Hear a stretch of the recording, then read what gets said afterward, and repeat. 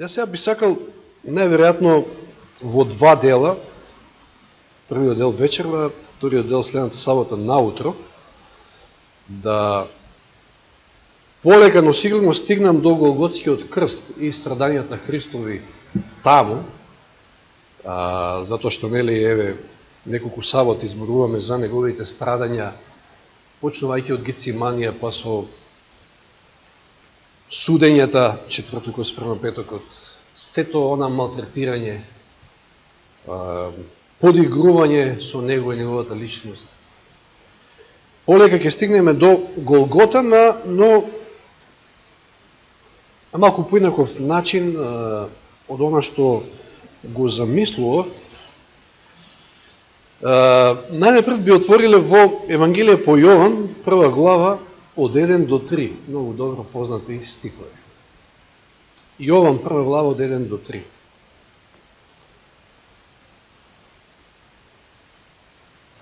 Зборови за Творецот. Во почетокот беше Словото, и Словото беше во Бога, и Словото беше Бог. Тоа беше во почетокот во Бога. Се стана преку Него, и ништо што стана, не стана без Него. Неверојатно, овие три почетни стиха од Евангелието по Јован подсетуваат на првите стихови од Библијата. Че од Битие прва глава. Во почетокот Бог ги создаде небото и земја. Во почетокот Словото, кој што е Бог, а знаеме дека тоа е Исус Христос, создаде се, преку Него се е создадено. Значи, тој е нашиот Творец. Не стана ништо што, значи, што стана, не стана без Него. Сега, Господ создава, и како круна на своето создавање во шестиот ден го создал човекот. И што му рекол? Да владее, да биде господар со оваа планета. И со животните и комплетно. Значи не во она смисла господар, како што погрешно денеска се сваќа. Но еве да прочитаме Псалм 8, од 3 до 8 стих. Многу убаво овде псалмистот ни го опишува ова. Значи Псалм 8, од 3 до 8. Кога ги гледам Твоите небеса, делото на Твоите прсти, месечината и звездите што си ги поставил, што е човекот? Овде за зборот човек се користи Адам. Зашто нели Адам значи човек? Во превод, за да си спомнува за него. Значи, што е човекот за да си спомнува за него? Или човечки син, за да го посетуваш. А ти го направи само малку подолен од ангелите и го овенча, го круниса со слава и чест. Имавате, човекот е овенчан, крунисан со слава и чест. Го постави за господар на делата на своите раце. Се му подчини по неговите нозе. Сите овци и говеда и полските зверови кон тоа, небесните птици и морските риби и се што поминува по морските патишти. Буквално целиот животински свет, се што е на оваа земја што Господ создал, му го дал во рацете на Адам и на Ева, нормално, да господари со тоа. Но, за жал, со падот во грев, тоа господарење било превземено од него, од страната на сатаната. Затоа и читаме во Лука 4 глава, отворете таму, во Лука 4 глава, од 5 до 7 ке читаме, каде јасно се гледа од искушенијата во пустината, посебно на третото искушение, кога ѓаволот го куша Исуса, дека сега ѓаволот е тој кој што господари со оваа планета. Ја узурпирал. Меѓутоа, нели, за жал, заради падот во грев на Адам и Ева. 5 стих од Лука 4 глава. И го одведе на високо и му ги покажа во еден миг сите царства на светот. И му рече ѓаволот, ке ти ја дадам сета власт и нивната слава, зашто мене ми е предадена, чи власта, и јас ја давам кому што сакам. Од каде сега ѓаволот има власт над сите царства, над се буквално на оваа планета, и му вели на Исуса, само вика, ако ми се поклониш во 7 стих, се ќе биде твое. Ќе ти ја предадам власта. Значи, ѓаволот очигледно дека ја има власта во своји раце. И една од причините што Исус дошол на оваа земја е токму тоа, значи да ја поврати, да врати се назад како што било во Едем, пред падот во грев. Меѓу друго и власта да му ја земе на ѓаволот. И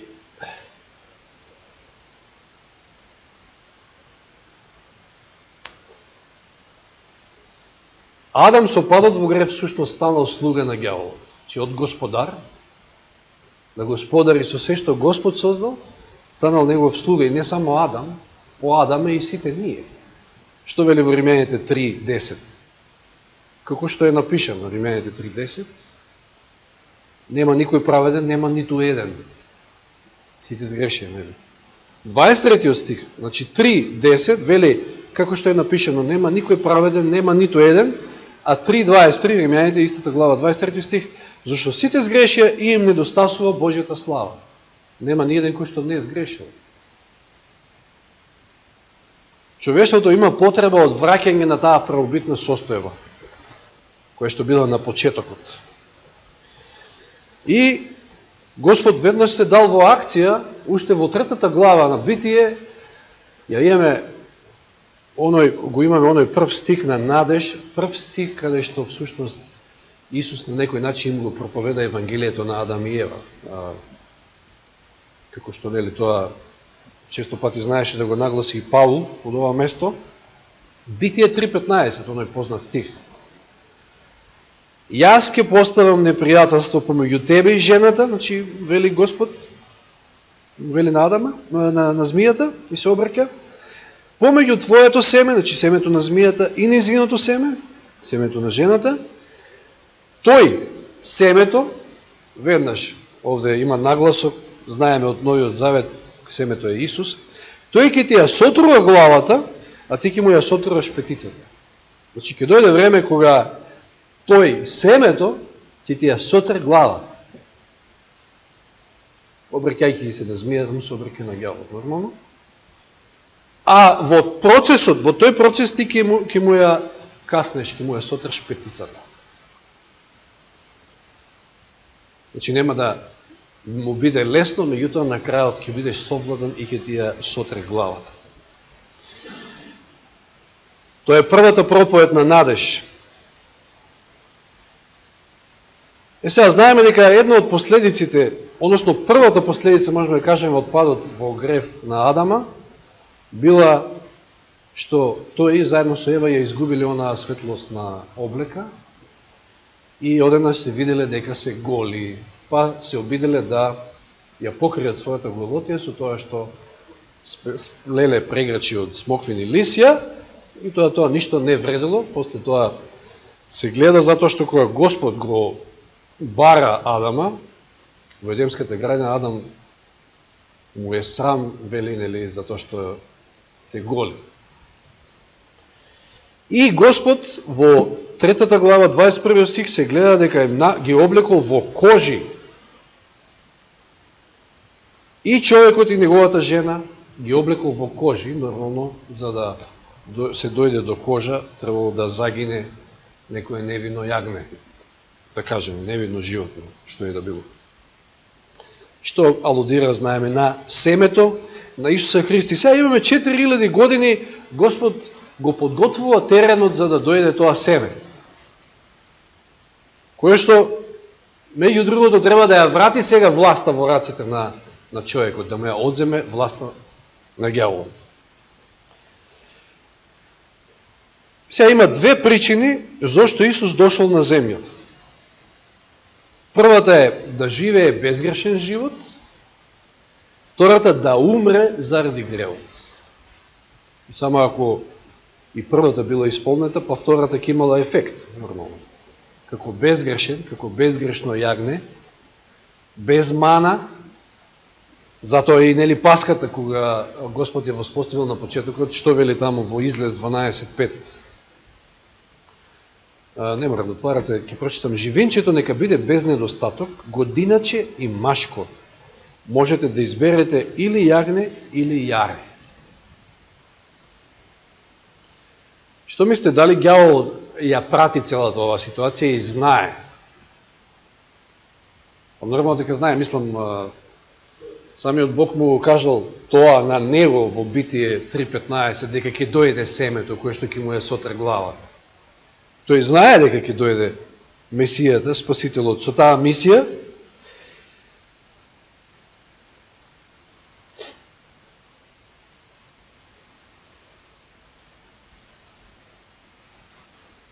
И цело време се труди, се заложил да не се оствари тоа нешто.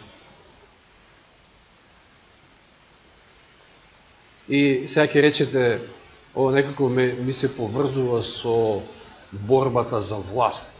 Од секојаш постоела борба за власт на оваа земја, планета. И тоа е пак како последица на гревот. Ѓаволот има власта сега во своји раце и никако не сака да ја даде и прави се што може, правил се што може, цели 6000 години прави се што може за да, односно 4000 години не, правил за да не се случи таа жртва, значи да Исус дојде и да го даде својот живот, да го изживее безгрешниот живот на оваа планета Земја и на крајот да го положи својот живот за откуп наш, за прошка на нашите гревови. Како што вели во 1 Петрово 1 глава, од 18 до 20, знаејќи дека не сте откупени со распадливи нешта, со сребро или со злато од својот суетен живот, што ви е предаден од вашите татковци, туку со скъпоцената крв на Христа како невино и чисто јагне, без мана, кој беше предназначен пред создавањето на светот, а се јави на крајот на времето заради вас. Значи, оваа жртва беше спремна, подготвена уште пред создавањето на светот. Уште беше. Господ во своето предзнаење го подготви планот и само се чекаше времето.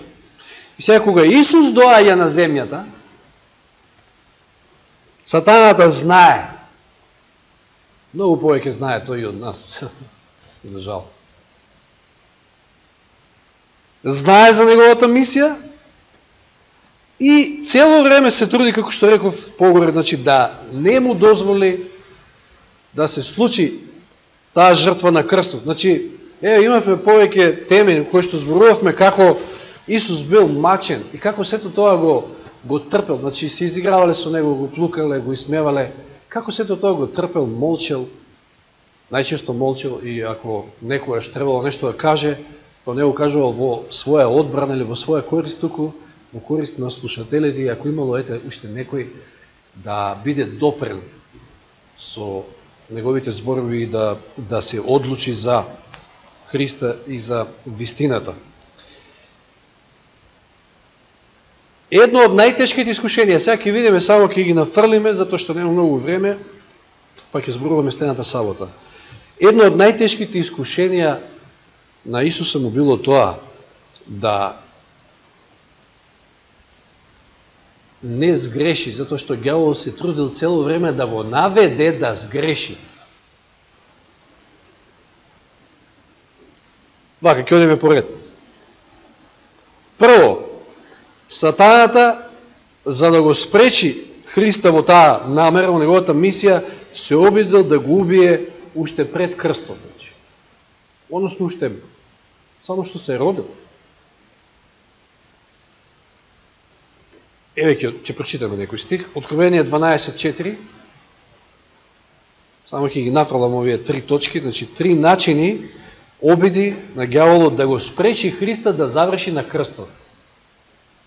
Значи ѓаволот не сакал Христос да заврши на крстот. Затоа што знаел дека тоа ќе биде крај за него. Да, ќе биде победен.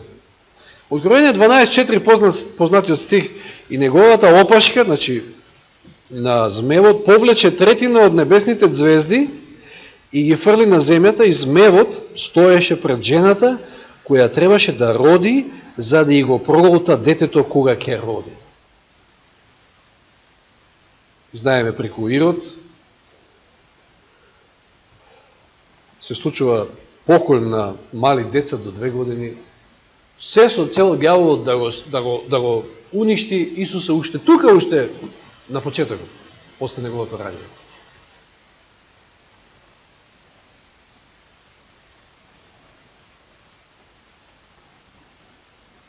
Второ, ќе се задржиме ова повеќе следната сабота. Вториот начин, откако не успела да го спречи на тој начин, сатаната се обидувал да го натера да погреши. Затоа што ако погреши, секи биде залуден. И може да замислите сега каков живот живеел Исус и како успеал, каков живот морал да живее, за да успее да не сгреши. Значи, ако вие сте мета, вие сте посебна мета на ѓаволот, кој што се труди да ве натера да сгрешите, затоа што, нели, од вас зависи спасението на целата планета и од земањето на власт од неговите раце, значи 24/7, што велиме, Исус бил на удар у ѓавол. И сепак, со Божија помош, нормално со таа негова тесна заедница со Отецот, успел да не сгреши. Бил искушен во се како и нас, што вели Евреи 4:15, но не направил грев. Може да замислите каков живот е тоа. Значи, за да бидете постојано на удар од страна на ѓаволот и да издржите, не сгрешите, тоа значи постојано да имате тесна заедница со Господ. Постојано. Нема тука момент на опуштање.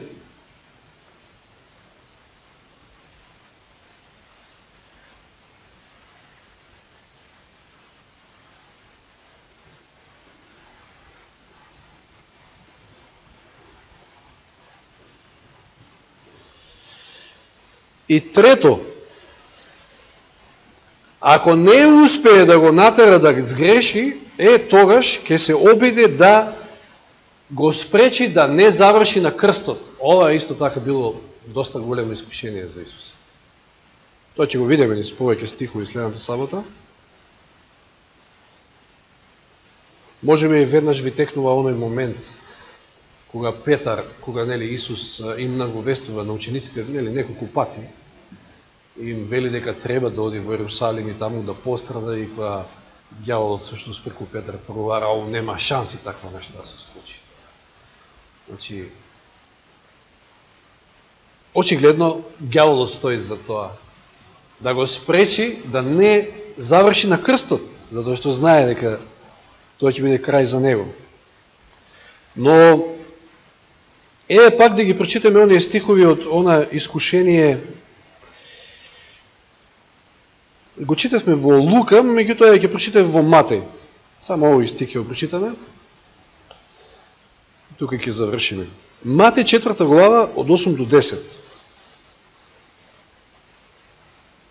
Значи, што рековме, една од причините зашто Исус дошол во таа мисија на спасение на човечкиот род било и да ја поврати власта назад во рацете на човекот, изгубената власт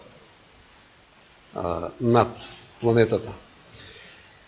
Што му предлага ѓаволот на Исуса преку ова искушение? Читаме во Матеј 4 глава од 8 до 10. Ѓаволот пак го одведе на многу висока гора и му ги покажа сите царства на светот и нивната слава. И му рече: ќе ти го дадам сето ова, ако паднеш и ми се поклониш.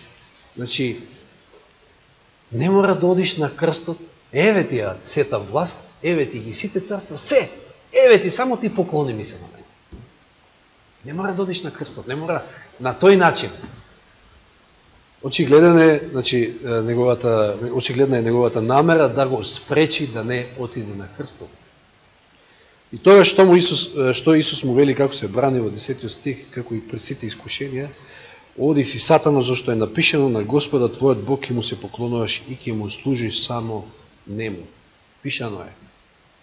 Само на Господа ќе му се поклониш.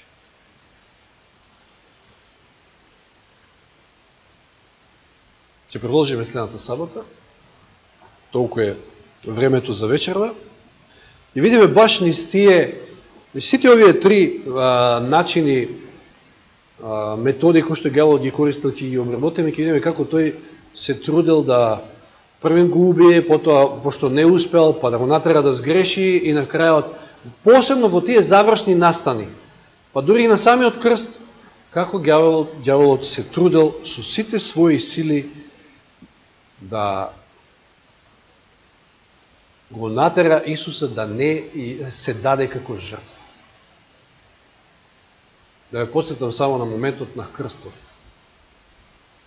Пред да издеме малтане, Исус е на крстот и што му вели толпата? Што му вели народот? Па ти спаси се сам, па ти толку многу спаси, симни се од крстот, спаси се. Кој зборил преку нив? Па се разбира ѓаволот. Но за тоа следната сабота.